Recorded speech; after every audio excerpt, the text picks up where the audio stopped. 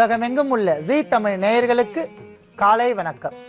அன்பான நேயர்களே, இன்று நாம் பார்க்க போகும் மருத்துவம் விஷ காய்ச்சலுக்கான மருத்துவத்தை நாம் பார்க்க போகிறோம். அன்பான நேயர்களே, பல்வேறு வகையான இடங்களில் பருவநிலை மாற்றத்தால் வரக்கூடிய தொற்று நோய் கிருமிகளால் திடீரென்று உடல்நிலை பாதிக்கப்பட்டு அவர்களுக்கு குளிர் காய்ச்சல் ஏற்படும். அதை சித்தர்கள் விஷக்காய்ச்சல் என்று கூறுகிறார்கள். இந்த விஷக்காய்ச்சல் வருவதற்கான காரணங்கள் பல்வேறு வகையான சுற்றுப்புற சூழ்நிலை சீர்கேடு இவற்றால் வருகின்றது. மேலும் திடீரென்று பருவநிலை மாற்றத்தால் பல்வேறு வகையான கிருமிகள் தோன்றி ஒரே வாரத்திற்குள் மறையும். பல்வேறு வகையான கிருமிகளால் திடீரென்று குடிநீரிலோ அல்லது காற்றின் வழியாகவோ நாம் மூக்கின் வழியாக சுவாசம் செய்தால் அந்த கிருமிகளினுடைய தாக்கத்தால் விஷக்காய்ச்சல் ஏற்படும். இந்த விஷக்காய்ச்சல் ஒரு சிலருக்கு 1 மாதம் வரை தொடர்ந்து இருந்து கொண்டே இருக்கும். இப்படியாகப்பட்ட விஷக்காய்ச்சலை மிக எளிமையாக போக்கிக் கொள்ளக்கூடிய அற்புதமான தீநீர் ஒன்றை நாம் பார்க்க போகிறோம். அதற்காக முதன்மையாக நாம் எடுத்துக்கொள்ளப்பட்ட மூலிகை வெண்ணாயுருவி. நாயுருவி என்று சொல்லக்கூடிய இந்த இனங்களில் பல்வேறு வகைகள் நமக்கு கிடைக்கின்றன. வெண்ணாயுருவி, கருணாயுருவி, செந்நாயுருவி. நாம் செந்நாயுருவினுடைய பயன்பாடுகளை பார்த்துவிட்டோம். இப்பொழுது அபூர்வமாக கிடைக்கக்கூடிய வெண்ணாயுருவியை பற்றி நாம் பார்க்க போகிறோம். இந்த வெண்ணாயுருவி பார்ப்பதற்கு சிறு சிறு குத்துச் செடிகளாக வளரக்கூடிய அற்புதமான ஒரு மூலிகை. இதிலிருந்து கிடைக்கக்கூடிய நாயுருவி சமூலம் நாம் நடந்து சென்றால் நம் உடலில் ஒட்டி கொள்ளும். ஆகையால் இதை ஆடை ஒட்டி என்கிற பரிபாஷையிலும் அழைப்பார்கள். நாயுருவி என்கிற இந்த மூலிகை இலை, செடி, வேர், பட்டை, இதனுடைய விதைகள் அனைத்துமே மிகுந்த நற்பலன்கள் கொண்டவை. இதனுடைய தன்மை மிகுந்த காரத்தன்மை, இதனுடைய சுவை கசப்பு, இதனுடைய பண்பு உடலை உரமாக்கும். பல்வேறு வகையான நோய்களுக்கு இது ஒரு அற்புதமான அருமருந்து. மேலும் விஷக்காய்ச்சல் என்று சொல்லக்கூடிய நோய்களுக்கு மிக சிறந்த ஒரு அற்புதமான அருமருந்தாக செந்நாயுருவி இருப்பதால் அகத்தியர் தன்னுடைய குணபாடத்தில் இந்த மூலிகையை பற்றி மிக சிறப்பாக கூறுகிறார். இதற்கு தாவரவியல் பெயரில் ஆச்சாரியாந்தஸ் ஆஸ்பெரா என்று அழைக்கப்படுகிறது. மலையாளத்தில் இதற்கு சென்னா உருவி என்று அழைக்கப்படுகிறது. சமஸ்கிருதத்தில் அபமார்கி என்று அழைக்கப்படுகிறது. ஆங்கிலத்தில் ஸ்வெட்டன் சீஃப் அல்லது பிரிக்லி ஹீட் சீஃப் அப்படி என்று அழைக்கப்படுகிறது. இவ்வாறாக அழைக்கப்படுகின்ற இந்த மூலிகை பல்வேறு வகையான பரிபாஷைகளிலும் அழைக்கப்படுகிறது. ஆடை ஒட்டி, அபமார்க்கி, அபந்தகரம், காஞ்சுரம், கரம் மற்றும் நாயுருவி என்று அழைக்கப்படுகிறது. பல்வேறு வகையான பரிபாஷைகளில் இதை அழைத்தாலும் இந்த மூலிகையினுடைய அற்புதமான ஒரு சிறப்பு என்னவென்றால், எங்கு விளைகின்றதோ அந்த இடத்தில் இருந்து சத்துக்களை பூரணமாக உறிந்து அதனுடைய தன்மையை வெளிப்படுத்தும். குறிப்பாக இரும்பு சத்துள்ள மண்ணில் இந்த மூலிகை வளர்ந்தால் இரும்பு சத்து அதிகமாக இந்த மூலிகையில் தென்படும். செம்பு சத்து மண் பகுதியில் இந்த மூலிகை விளைந்து வந்தால் செம்பு சத்தை பூரணமாக இந்த மூலிகை கிரகித்து அதனுடைய வெளிப்பாடுகளை கொண்டுடணும். அந்த அளவிற்கு இந்த மூலிகைக்கு ஒரு அற்புதமான ஆற்றல் உள்ளது. ராமலிங்க அடிகளார் என்று சொல்லக்கூடிய வள்ளல் பெருமான் நாயுருவி என்னுடைய மகத்துவத்தை பல்வேறு வகையாக புகழ்ந்திருக்கிறார். குறிப்பாக கருணாயுருவி என்கிற இந்த பூண்டு இனத்தைச் சேர்ந்த நாயுருவி பூண்டை மிருக பட்சி ஜீவிக்கும் என்று கூறுகிறார். இறந்துவிட்ட மிருகத்தினுடையவோ அல்லது பட்சிகளினுடைய காதில் இதனுடைய கருணாயுருவினுடைய இலைச்சாற்றை இறந்து போன மிருகங்கள் 3½ நாளிக்குள், அதாவது 1.25 மணி நேரத்திற்குள் காதின் வழியாக இதன் இலைச்சாற்றை விட்டால் மீண்டும் உயிர் பெற்று விடும் என்று அளவிற்கு விஞ்ஞானத்திற்கே வேக்கும்படியான ஒரு செய்தியை கூறுகிறார். மேலும் 5 மாத கர்ப்பிணியாக இருக்கக்கூடியவர்களுக்கு கருணாயுருவின் சமூல சாற்றை 20 மில்லி அளவிற்கு கொடுத்து வந்தால் குக்குடம் பெயர்க்கும் என்று கூறுகிறார். உடனடியாக 10 மாத குழந்தையாக ஜனித்துவிடும் என்று கூறுகிறார். அசுர வளர்ச்சி அல்லது அபார வளர்ச்சியை கருணாயுருவி கொண்டிருக்கின்றது. கருணாயுருவி என்கிற மூலிகை ஜவ்வாது மலை, கொல்லிமலை, சதுரகிரி மற்றும் அடர்ந்த காடுகளில் நமக்கு கிடைக்கின்றது. மேலும் வெண்ணாயுருவி தமிழ்நாட்டில் எல்லா இடங்களிலும் பரவலாக கிடைக்கக்கூடிய ஒரு அற்புதமான மூலிகை. இதிலிருந்து கிடைக்கக்கூடிய சமூலங்களை கொண்டு நாம் பஸ்மமாக தயாரித்தால், அதாவது இதை எரித்து சாம்பலாக தயாரித்தால் அந்த சாம்பலை சுத்தமான நல்லெண்ணெயில் தேய்த்து வந்தால் நமக்கு தேவையான அளவிற்கு சத்துக்கள் கிடைக்கும், உடலுக்கு உரமாக்கும். இதிலிருந்து கிடைக்கக்கூடிய விதைகளை நன்றாக காய வைத்து தூய்மை செய்து சேகரித்து பால் பாயசங்கள் போன்ற பகுதிகளில் ஞாயிறுவி விதைகளை சேர்த்தால் மிகுந்த நன்மை ஏற்படும், உடலை உரமாக்கும், காமம் பெருக்கும் என்று கூறுகிறார். இந்த மூலிகையினுடைய எல்லா பகுதியுமே மிகுந்த நன்மை. இந்த மூலிகையினுடைய வேர்பட்டை அதிகப்படியாக செல்லக்கூடிய அந்த நீரை கட்டுக்குள் கொண்டு வரும். ஒரு சிலருக்கு நீர் அடைப்பு என்பார்கள், சிறுநீரே அவர்களுக்கு வராது, சொட்டு சொட்டாக வந்து கொண்டிருக்கும். மிகுந்த தோஷமான ஒரு நோய் என்னவென்றால் சிறுநீர் தாரை. அந்த நோயை தவிர்த்து அற்புதமாக சிறுநீரை பிரித்து தள்ளக்கூடிய ஆற்றல் இதனுடைய வேருக்கு உள்ளது. இதனுடைய பட்டை குடிநீர் செய்து நாம் குடித்து வந்தால் உடல் வலிகள் போகும், உடலுக்கு அழகு தரும். 8 வகையான குன்ம நோய்களை போக்கக்கூடிய ஆற்றலும் விஷ காய்ச்சலை போக்கக்கூடிய ஆற்றலும் இருப்பதால் இந்த முதன்மை மூலியாக நாம் வெண்ணாயுருவியும் எடுத்து வைத்துள்ளோம். அடுத்ததாக வெண்ணாயுருவிகளினுடைய இலைகளை தூய்மை செய்து நாம் எடுத்து வைத்துள்ளோம். செந்நாயுருவிற்கும் வெண்ணாயுருவிற்கும் சிறிதுதான் வித்தியாசம் நாம் காணலாம். அந்த வேர்பட்டையிலிருந்து நுனிப்பகுதி வரை ஒரு விதமான சிகப்பு தண்டு இழையோடி இருக்கும், அதை கொண்டே நாம் பிரித்து கொள்ளலாம். வெண்ணாயுருவிற்கு அந்த வகையான ஆற்றல் இருக்காது.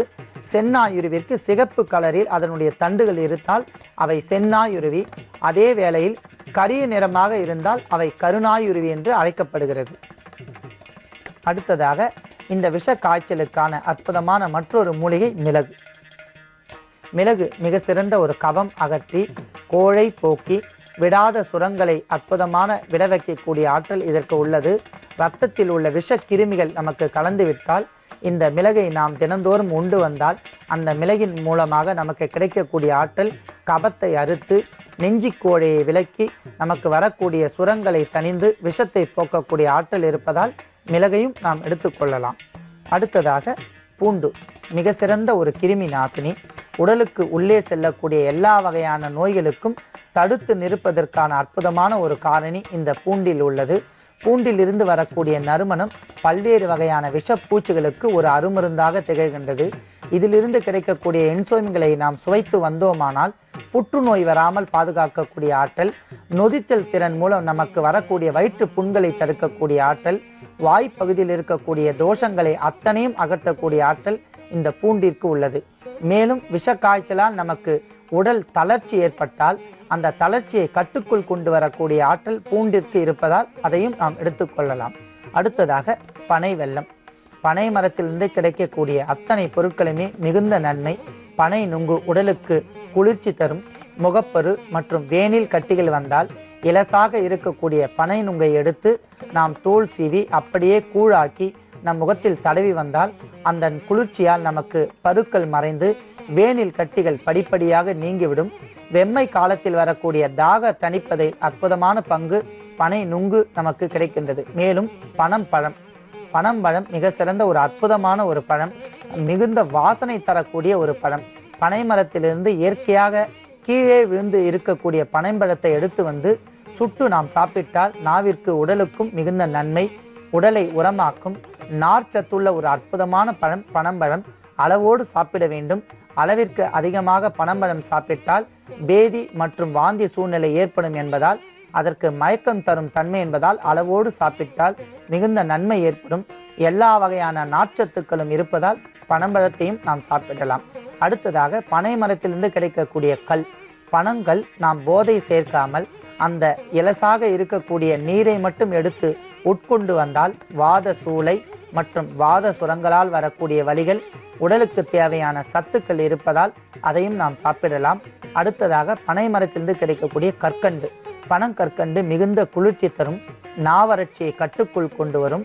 அதிலிருந்து கிடைக்கக்கூடிய அற்புதமான மற்றொரு பொருள் பனை வெல்லம். அன்பான நேயர்களே, எந்த ஒரு சித்தர்களும் பனை வெல்லத்தை பற்றியே கூறுகிறார்கள்.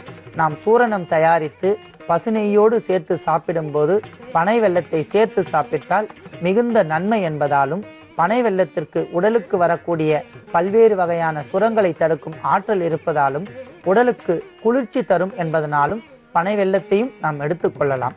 அன்பான நேயர்களே, இவற்றை கொண்டு நாம் விஷ காய்ச்சலுக்கு ஒரு அற்புதமான தீநீர் ஒன்றை செய்ய போகிறோம். இன்று நாம் பார்க்க போகும் மருத்துவம் விஷ காய்ச்சலுக்கான தீநீர் ஒன்றை நாம் பார்க்க போகிறோம். அதற்காக மிளகு 10 கிராம், மேல் தோல் நீக்கிய பூண்டு 10 கிராம், இந்த வெண்ணாயிருவினுடைய தூய்மை செய்யப்பட்ட இலைகள் 10 கிராம், பனை வெல்லம் 10 கிராம், சமநடை என்பார்கள்.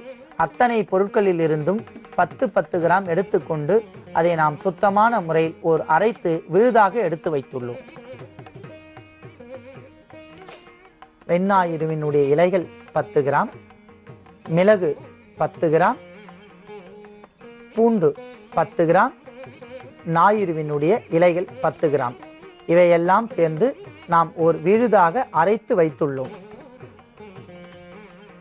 அன்பான நேயர்களே, இவற்றை கொண்டு நாம் விஷ காய்ச்சலுக்கு அற்புதமான தீநீர் ஒன்றை செய்ய போகிறோம். அதற்காக 100 மில்லி அளவிற்கு தண்ணீரை நன்றாக காய்ச்ச வேண்டும்.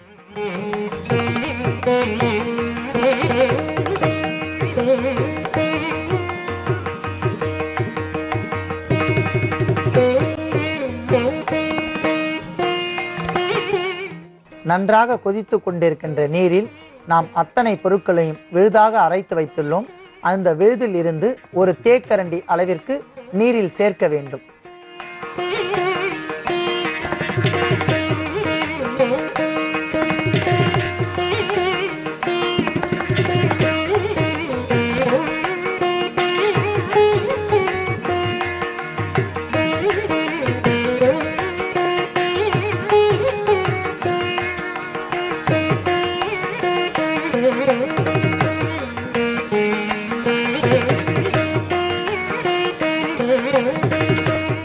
நன்றாக கொதித்துவிட்ட அந்த வெண்ணாயிருவினுடைய மூலிகை தீநீரை நாம் இப்போது அப்படியே எடுத்துக்கொள்ளலாம்.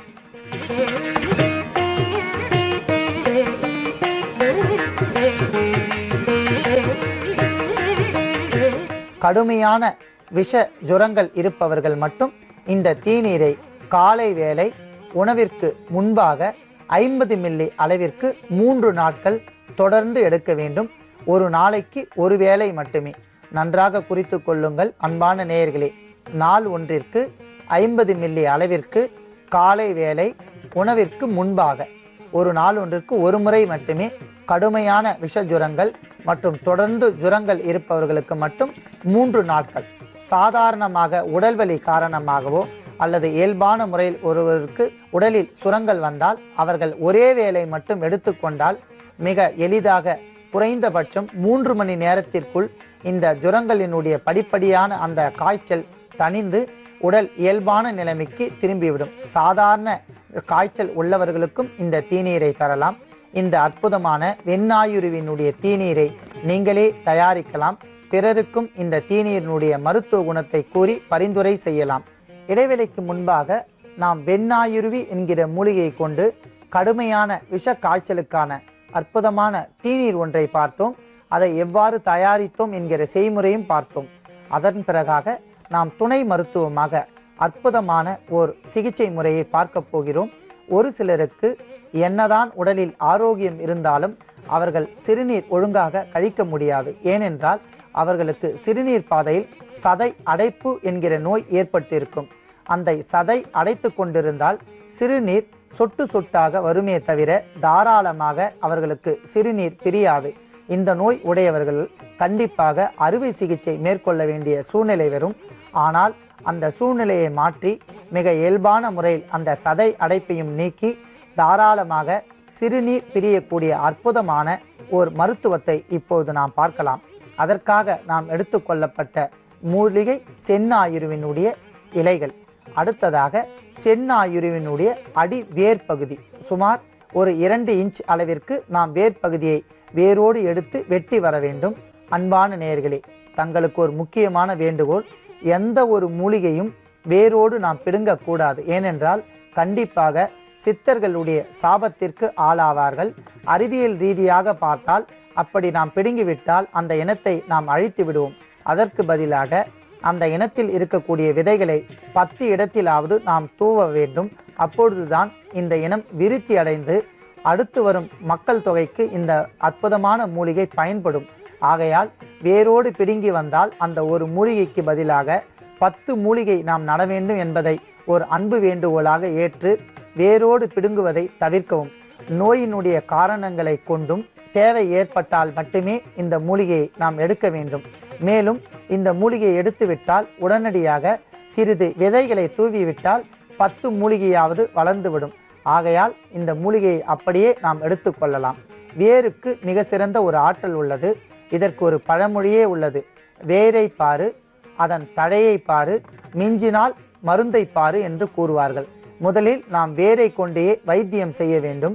அடுத்ததாக அதன் இலைகளை கொண்டு வைத்தியம் பார்க்க வேண்டும். மூன்றாவதாக மருந்தை கொண்டு நாம் வைத்தியம் பார்க்க வேண்டும். வேருக்கு அவ்வளவு ஒரு மகத்துவம் உள்ளது. அன்பான நேயர்களே, சிறுநீர் கழிப்பதில் சிரமம் உடையவர்களுக்கும் சிறுநீர் பகுதியில் சதை அடைப்பு உடையவர்களுக்கும் ஒரு அற்புதமான தீநீர் ஒன்றை நாம் தயாரிக்க போகிறோம். அதன் செய்முறையும் இப்பொழுது பார்க்க போகிறோம். அதற்காக முதலில் நாம் 200 மில்லி அளவிற்கு தண்ணீரை காய்ச்ச வேண்டும்.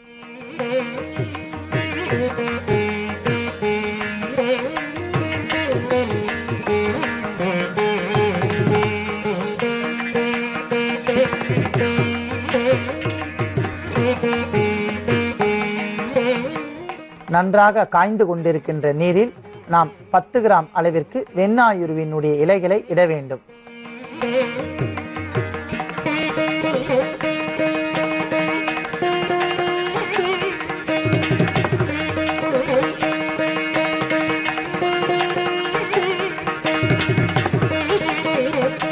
எப்பொழுதுமே நாம் பூமிக்கு அடியிலிருந்து எடுக்கக்கூடிய வேரை தூய்மையான நீரில் ஒரு முறை கழுவ வேண்டும். பிறகு மஞ்சள் கலந்த நீரில் நாம் கழுவ வேண்டும். அந்த வகையில் நாம் வெண்ணாயுருவினுடைய வேரை தூய்மையான முறையில் கழுவி விட்டு பிறகு மஞ்சள் நீரிலும் கழுவி தூய்மை செய்து எடுத்து வைத்துள்ளோம். இந்த வேரை இப்பொழுது இந்த கொதிக்கின்ற நீரில் 2ஆக மடக்கி போட வேண்டும். அரை சான் அளவிற்கு இருப்பதால் நாம் 2ஆக எடுத்துக்கொள்ளலாம்.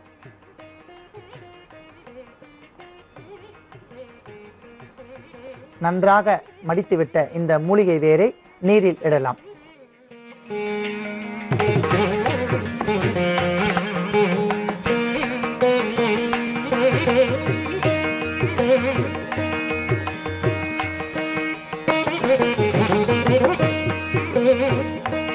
நன்றாக கொதித்துவிட்ட மூலிகை தீநீரை நாம் வடிகட்டி எடுத்துக்கொள்ளலாம்.